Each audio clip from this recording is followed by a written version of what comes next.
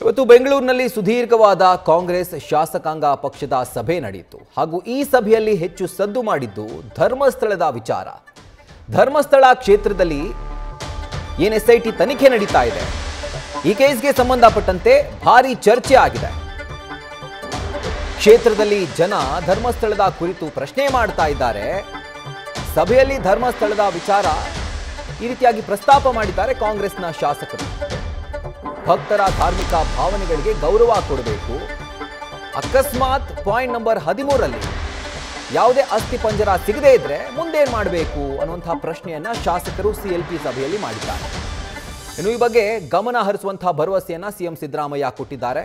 ಹಾಗೂ ಎಸ್ಐಟಿ ಕಾರ್ಯಾಚರಣೆ ಬಗ್ಗೆ ಮಾಹಿತಿಯನ್ನ ಪಡೆಯೋಕ್ಕೂ ಕೂಡ ಗೃಹ ಸಚಿವ ಡಾಕ್ಟರ್ ಜಿ ಪರಮೇಶ್ವರ್ಗೆ ಸಿಎಂ ಸೂಚನೆಯನ್ನ ಕೊಟ್ಟಿದ್ದಾರೆ. ಯಾಕೆಂದರೆ ಧರ್ಮಸ್ಥಳ ಕ್ಷೇತ್ರಕ್ಕೆ ಭಕ್ತರು ಕರ್ನಾಟಕ ಅಷ್ಟೇ ಅಲ್ಲದೆ ಬೇರೆ ಬೇರೆ ರಾಜ್ಯಗಳಿಂದ ಕೂಡ ಇದ್ದಾರೆ. ಸೊ ಕ್ಷೇತ್ರದಲ್ಲೂ ಕೂಡ ಅನೇಕ ಜನ ಧರ್ಮಸ್ಥಳ ಭಕ್ತರಿರ್ತಾರೆ, ಪ್ರತಿಯೊಂದು ವಿಧಾನಸಭಾ ಕ್ಷೇತ್ರದಲ್ಲೂ. ಸೊ ಈಗ ಕ್ಷೇತ್ರದಲ್ಲಿ ಜನ ನಮ್ಮನ್ನ ಇದ್ರ ಬಗ್ಗೆ ಪ್ರಶ್ನೆ ಮಾಡ್ತಿದ್ದಾರೆ. ನಾವೇನಂತ ಉತ್ತರ ಕೊಡೋದು, ನಮಗೆ ಸರಿಯಾದಂತಹ ಮಾಹಿತಿ ಇಲ್ಲ, ಇನ್ನು ಕ್ಷೇತ್ರದ ಜನರಿಗೆ ಏನ್ರ ಬಗ್ಗೆ ನಾವು ವಿವರಣೆ ಕೊಡೋದು ಅಂತ ಹೇಳಿ ಕಾಂಗ್ರೆಸ್ನ ಶಾಸಕರು ಇವತ್ತಿನ ಸಿಎಲ್ಪಿ ಸಭೆಯಲ್ಲಿ ಇದನ್ನ ಪ್ರಸ್ತಾಪ ಮಾಡಿದ್ದಾರೆ. ಇನ್ನು ಭಕ್ತರ ಧಾರ್ಮಿಕ ಭಾವನೆಗಳನ್ನ ಗೌರವಿಸಿ ಅಂತ ಸಲಹೆಯನ್ನ ಕೊಡ್ತಾರೆ. 13 ಪಾಯಿಂಟ್ನಲ್ಲಿ ಅಗೆತ ಅಂತ್ಯವಾಗಿದೆ.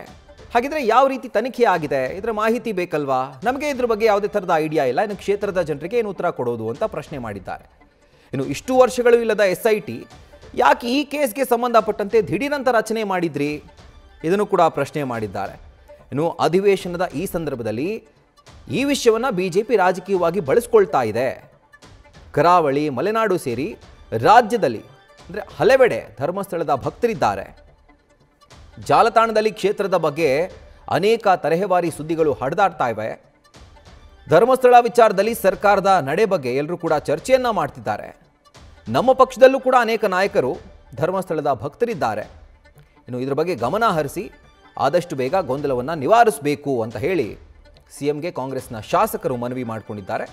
ಇನ್ನು ಇದೇ ಸಂದರ್ಭದಲ್ಲಿ ಸಿಎಂ ಎಸ್ಐಟಿಯಿಂದ ಎಲ್ಲ ಮಾಹಿತಿಯನ್ನು ಪಡ್ಕೊಂಡು ನಿಮಗೆ ತಿಳಿಸ್ತೀನಿ ಅಂತ ಹೇಳಿ ಗೃಹ ಸಚಿವ ಡಾಕ್ಟರ್ ಜಿ ಪರಮೇಶ್ವರ್ಗೆ ಮಾಹಿತಿಯನ್ನು ಕಲೆ ಹಾಕೋದಕ್ಕೆ ಸೂಚನೆಯನ್ನು ಕೊಟ್ಟಿದ್ದಾರೆ.